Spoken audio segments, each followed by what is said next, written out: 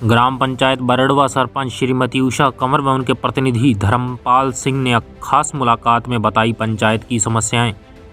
नागौर जिले की मौलासर पंचायत समिति की ग्राम पंचायत बरड़वा की वर्तमान सरपंच श्रीमती उषा कंवर व उनके प्रतिनिधि धर्मपाल सिंह ने आरपीडी न्यूज खास मुलाकात को संबोधित करते हुए पंचायत की समस्त समस्याओं पर प्रकाश डाला। साथ ही उन्होंने जानकारी देते हुए बताया कि जनता ने हम पर विश्वास कर पंचायत का उत्तरदायित्व सौंपा है, इसीलिए पंचायत के हर वंचित विकास को पूर्ण करवाना हमारा मुख्य उद्देश्य रहेगा। आइए सुनते हैं आरपीडी न्यूज खास मुलाकात के दौरान हुई विस्तृत चर्चा को। आरपीडी न्यूज से किशन सोलंकी। हम अभी पहुंचे हैं ग्राम पंचायत बरड़वा, जिसके नवनिर्वाचित सरपंच है श्रीमती उषा कंवर और उनके जो प्रतिनिधि है धर्म सिंह जी, उनसे रूबरू होते हैं और बातचीत करते हैं कि उन्होंने अपनी धर्मपत्नी को चुनाव मैदान में उतारा था और जनता ने अच्छे वोटों से उनकी लीड दी है और इस पद पे बैठाया है। तो उनको ऐसी ग्राम पंचायत और क्षेत्र की ऐसी क्या मेजर समस्या लगी जिनकी। नमस्कार सरपंच साहब, आपने अपनी धर्मपत्नी को चुनाव मैदान में उतारा था और जनता ने अच्छे वोटों से लीड दे के आपको इस पद पे बैठाया है, तो आपको ग्राम पंचायत की ऐसी क्या मुख्य समस्या और मेजर समस्या लगी जिसको आप निवारण करवाना चाहते हैं और उसको प्राथमिकता से लेंगे। जी, मेरे गांव में आज तक कुछ सुविधा है ही नहीं जी और थी ही नहीं जी। अब मेरे दिमाग से मुझे लगा कि मेरे गांव में कुछ विकास करना जी और करवाना चाहिए। बिल्कुल। तो मैं मेरी पत्नी को आगे लेके आया चुनाव के अंदर जी। और हमारे गाँव वासी ने हमें बड़े चुनाव से या वोटों से जिताया है। बिल्कुल बिल्कुल। ठीक है। और मैं मेरी श्रीमती उषा कंवर वो 4 वोटों से जीती हुई है। बिल्कुल। और मैं मेरे गाँव में यही करके जीता था चुनाव कि मैं गांव में 2 हॉस्पिटल है मेन मुख्य कारण जी, और एक है बैंक जी, एक है लड़कों का खेल मैदान जी। तो मैंने खेल मैदान तो कम्प्लीट करवा दिया है जी। ठीक है। और हॉस्पिटल की बात चल रही है, वो भी लगभग हो जाएगी जी जी। और एक बैंक है जी, वो भी हो जाएगा लगभग जी। बात चल रही है। तो जैसे सरपंच साहब अभी आपने बताया कि खेल मैदान बना दिया है लड़कों के लिए, तो आप एक युवा हैं, ऊर्जावान हैं, यंग हैं, तो आपके साथ युवाओं की पार्टी भी रही है और युवाओं ने आपका साथ दिया है। तो जो बेरोजगार युवा घूम रहे हैं आज, क्योंकि पर पंचायत पर क्षेत्र में अपन देखेंगे तो बहुत ही ज्यादा रोजगार जो युवा है वो बेरोजगार घूम रहे हैं, तो बेरोजगार युवा घूम रहे हैं उनके लिए आपके क्या प्रयास रहे। जो बेरोजगार युवा घूम रहे हैं उनको हम जगह जगह जो जहाँ सुविधा होती है सरकार द्वारा दी जाती है वो सुविधा देते हैं हम जी। ठीक है। और बाकी वो अपना काम कर रहे हैं लगभग जी। बस यही बात है जी। तो जैसे सरपंच साहब बात करते हैं अपन इस क्षेत्र में हमने जैसे मारवाड़ की, जैसे नागौर है कि जो मौलासर है, डीडवाना है, लाडनू है, इस क्षेत्र में क्या पेयजल की बहुत ही भारी संकट है। तो पेयजल की स्थिति अपने ग्राम पंचायत में कैसी है और इसके प्रति आपने अभी क्या कुछ करवाया है पेयजल के लिए। हमारे गांव में पहले विकट स्थिति थी जी, लेकिन आज दिन हमारे गांव में 95% लोगों को घर में कनेक्शन करवा दिए हमने जी। घर में जाके एक देख के घर में करवा दिए और हमारे गांव में आज 95% लोगों के घर में कनेक्शन है तो पानी की सुविधा बराबर बढ़िया चल रही है जी जी। कोई तकलीफ नहीं पानी की जी। बहुत ही अच्छा।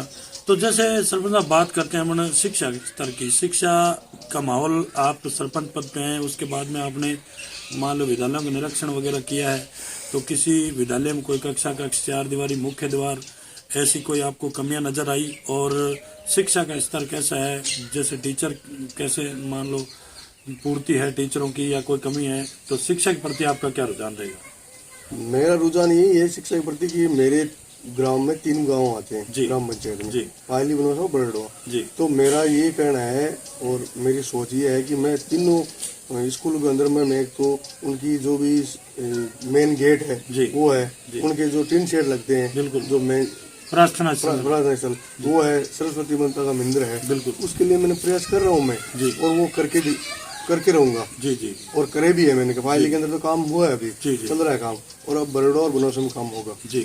ठीक है। और हमारे गांव में शिक्षा स्तर बहुत अच्छा है जी। और अभी हमारे गांव के लड़के लड़कियां जो भी है वो पढ़े में बहुत ज्यादा होशियार है जी जी। और आने वाले समय में नौकरी भी सब लगेंगे जी जी। बहुत ही अच्छा। देखो सरपंच साहब की एक बहुत ही अच्छी सोच है कि शिक्षा के स्तर से गांव बहुत ही बढ़िया चल रहा है और यहाँ के जो लड़के लड़कियां जो भी है तो वो भी नौकरी भी लग रहे हैं और लगेंगे, और भी इनकी मंशा है कि जहाँ तक किसी भी मान लो बच्चे की सपोर्ट होगी, किसी प्रकार की सहायता होगी, तो ये तन मन धन से उनके साथ रहेंगे कि ज्यादा से ज्यादा अपने गांव का नाम रोशन हो।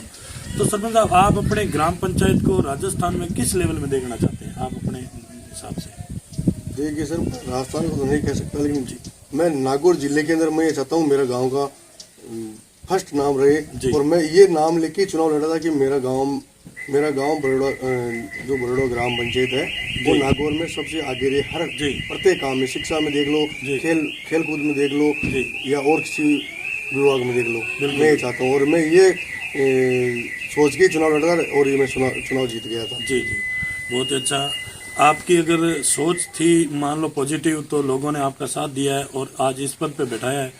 तो सरपंच साहब, कई आपने देखा होगा अभी कि पंचायत राज के अंदर हमने कई आपके जो साथी जनप्रतिनिधि उनसे भी मिले हैं, तो इस जो ये ग्राम पंचायतों में जो टेंडर प्रक्रिया चल रही है इसके बारे में बताइए। क्या इस टेंडर प्रक्रिया ये सही है? पंचायत स्तर जो पंचायतों में चल रही है वो इससे विकास में कोई रोड़ा अटक रहा है या किसी प्रकार की बाधा आ रही है, ये बताइए। जी, मैं ये कहना चाहता हूँ कि जो पंचायत स्तर पर ग्राम जो पंचायत समिति भी हो रही है ना, उनमें तो गड़बड़ हो रहे थे। बिल्कुल। किसी के बिल्लू डाला जा रहा था, जो एंटी है, जो सरपंच जो पीछे उनके हार गए थे बराबर वाले, जी, वो उनके बिलों में डालते हैं। बिल्कुल, ठीक है। तो पंचायत स्तर पर पंचायत समिति पर न होकर पंचायत स्तर पर होना चाहिए। जी, तो उससे ग्राम का विकास भी अच्छा होगा और बीएसआर होगा तो काम भी अच्छा होगा। बिल्कुल। ठीक है। और उससे गाँव में विकास होगा। जी, ठीक है। और कोई जगह बहुत अच्छा कि जो पंचायत समिति लेवल के जो टेंडर छूट रहे थे उनकी समझ में जैसे जो भी विकास हो रहा था वो मान लो सुचारू रूप से सही नहीं हो रहा था। और जो पंचायत स्तर पे अगर टेंडर होता है तो ग्राम पंचायत में जो प्रतिनिधि है, जनप्रतिनिधि है, तो वो मान लो अच्छे सुचारू रूप से काम करवा सकते हैं उसको और बढ़िया देख रेख में काम होगा। तो जैसे सरपंच साहब बात करते हैं अपन मारवाड़ क्षेत्र की, मारवाड़ क्षेत्र के अंदर क्या कई प्रकार की कुप्रथाएं चलती है, जैसे बाल विवाह, दहेज प्रथा, मृत्यु भोज की प्रथा। तो इसको रोकथाम के लिए आप अपने क्षेत्र में क्या प्रयास करेंगे?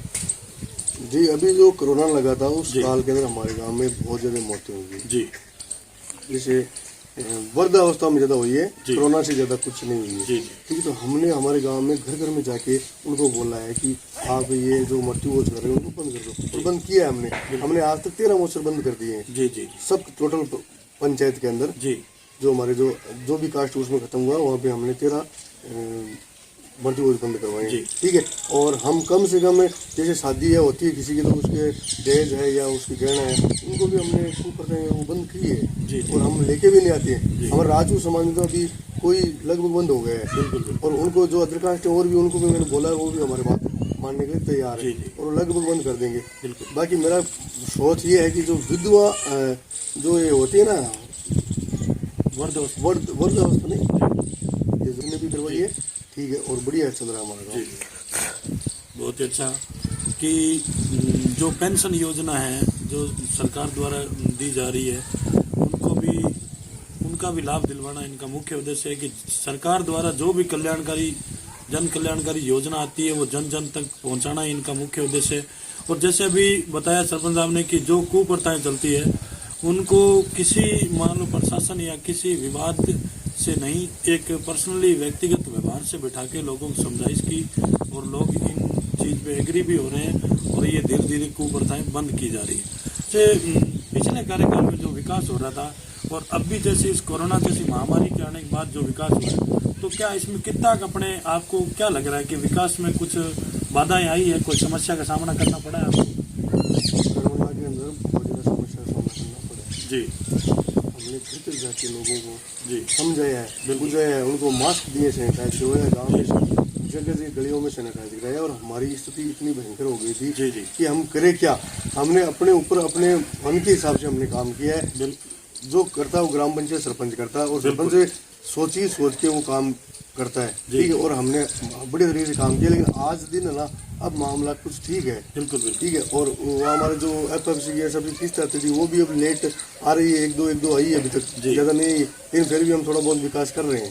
ठीक है। चल रहा है, बढ़िया काम चल रहा है। जी, बहुत अच्छा। तो सर जैसे अभी जो कोरोना जैसी महामारी थी इसके अंदर जो वैक्सीन वगैरह लगी, तो अपने क्षेत्र और अपने ग्राम पंचायत में जितनी आपकी क्षेत्र है तो उसके अंदर क्या मान लो 100% हो गया है वैक्सीन या कभी बाकी है? कितना % तक हुआ है? हमारी ग्राम पंचायत लगभग 95% हो चुका है। ठीक है।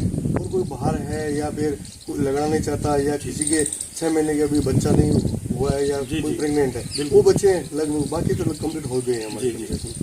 बहुत ही अच्छा कि जो वैक्सीन चल रही है सरकार द्वारा, जो कोरोना जैसी महामारी के बचाव के लिए, कि लगभग 95-96% तक हो चुकी है ग्राम पंचायत में, और किसी प्रकार की, मान लो अभी वर्तमान टाइम में किसी प्रकार की कोई समस्या नहीं है इस बीमारी से।